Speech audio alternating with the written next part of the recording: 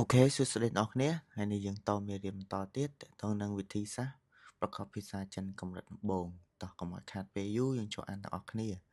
第二课汉语拼音វិធីប្រកបភាសាចិន声母ជួយជាអ្នក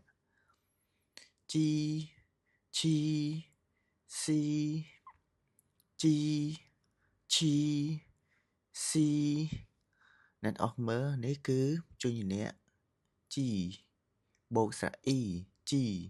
ជីបូកស្រៈអ៊ីបូកស្រៈអាជាឈីឈីបូកស្រៈអ៊ីឈីឈីបូកស្រៈអ៊ីបូកស្រៈអាឈា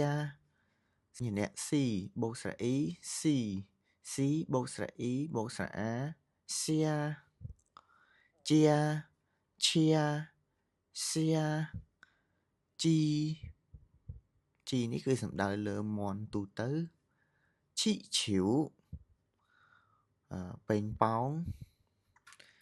ស៊ីហុងស៊ឺប៉េងប៉ោះអូខេអ្នកគ្នាមេរៀនថ្ងៃនេះយើងរៀនតែប៉ុណ្្នឹងទេអ្នកទាំងអស់គ្នាអាចរៀនប្រកបយកបញ្ចេញជាអ្នកបូកជាមួយស្រៈប្រកបទៅជួបគ្នានៅមេរៀនបន្ត